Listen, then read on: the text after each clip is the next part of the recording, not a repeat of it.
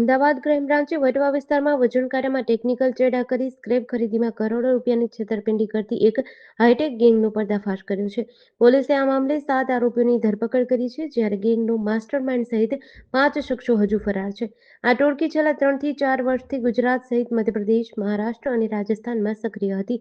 Crime બ્રાન્ચની તપાસમાં બહાર આવ્યું કે આ ગેંગ વજન કરવાના ઇલેક્ટ્રોનિક કાંટામાં ખાસ પ્રકારની ગેરકાયદેસર ચિપ ફિટ કરતી હતી, જેના કારણે મશીન પર સ્ક્રેપનું વાસ્તવિક વજન ઓછું દેખાતું હતું.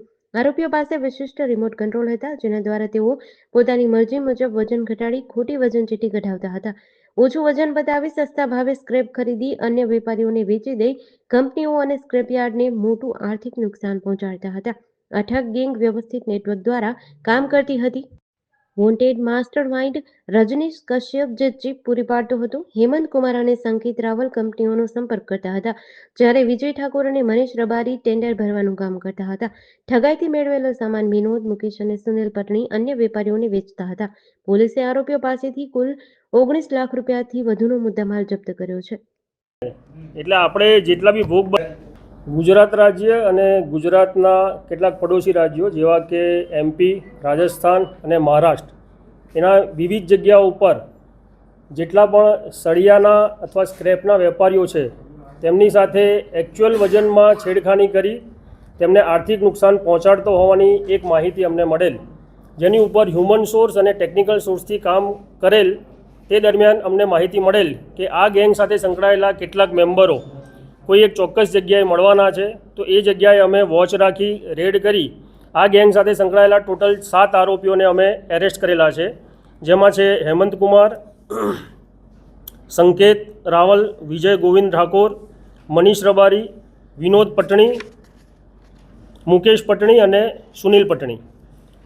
આ ગેંગના દરેક માણસો તેમને અલગ અલગ ટાસ્કિંગ આપવામાં આવેલ હતું, જે મુજબ તેઓ આવી મોટી મોટી કંપનીઓ કે જે સળિયાનો અને સ્ક્રેપનો વેપાર કરે છે તેમાં એમનું જ્યારે ટેન્ડર બહાર પડે તો એ ટેન્ડર મેક્સિમમ બીડ સાથે ભરી લેવાનું અને ટેન્ડર લઈ લેવાનું, અને એ કંપનીઓની બહાર અથવા તો કંપનીના કેમ્પસની અંદર જેટલા પણ વેબ્રિજ આવ્યા હોય એ વેબ્રિજના માણસોને ફોડી વેબ્રિજના મીટર સાથે ચેડા કરવામાં આવે છે, જેમાં મીટરની અંદર એક ચિપ ફિટ કરવામાં આવે છે જે રિમોટલી એક્સેસ થાય છે.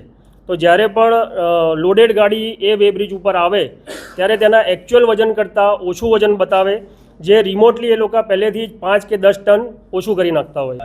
પ્રાથમિક પૂછપરછ દરમિયાન એવું જાણવા મળ્યું છે કે છેલ્લા 4-5 વર્ષથી આ પ્રવૃત્તિ આ સિન્ડિકેટ ચલાવે છે, જેમને પ્રાથમિક પૂછપરછ દરમિયાન જાણવા મળ્યું છે કે એક રજનીશ કશ્યપ નામનો એક વ્યક્તિ છે MPનો, તેના દ્વારા આ ચીપ અને રિમોટ પૂરા પાડવામાં આવે છે. તે સિવાય 1-2 વ્યક્તિ એવા પણ છે કે જે દિલ્હી અને નોઈડાના રહેવાસી છે, તેમની પાસેથી પણ આ લોકો આ ચીપ અને રિમોટ મેળવે છે.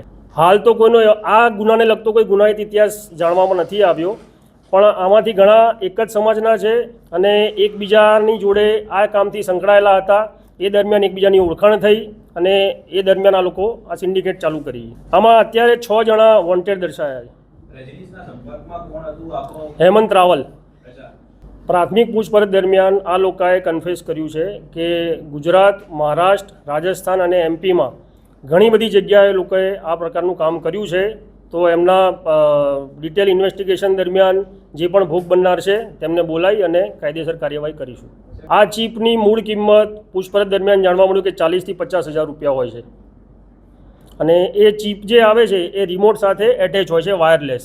એ ચીપને ડિજિટલ કાંટામાં પાછળ ફિટ કરવામાં આવે છે અને નજીકમાં જ એમનો કોઈ માણસ બેઠેલો હોય છે, એટલે જ્યારે પણ લોડેડ ગાડી આવે ત્યારે એ ચીપથી રિમોટથી એક્સેસ કરીને 5 ટન જેટલું 10 ટન જેટલું વજન પહેલેથી જ ઓછું કરવામાં આવે. આમાં મોટું આપને કહું તો 7 આરોપી જે પકડાયા છે એમાંથી જે હેમંત અને સંકેત છે તે ચીપ મેળવે છે અને વેબ્રિજના વેપારીઓને સાથે મળી તેમને નાણાકીય લાલચ આપી આ કામ કરવા માટે રેડી કરે છે.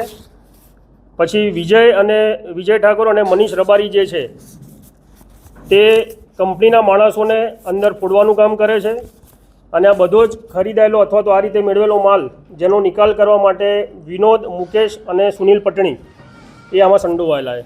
આમાં કેટલાક આ સંકેત જે છે એ વેબ્રિજના રિપેરિંગનું કામ અગાઉ કરતો હતો, તેના દ્વારા એ હેમંતના સંપર્કમાં આવ્યો અને હેમંત દ્વારા એને જાણવા મળ્યો કે આવી કોઈ ચીપ અને રિમોટનો ઉપયોગ કરે તો આપણને મેક્સિમમ આર્થિક લાભ મળી શકે તેવું છે.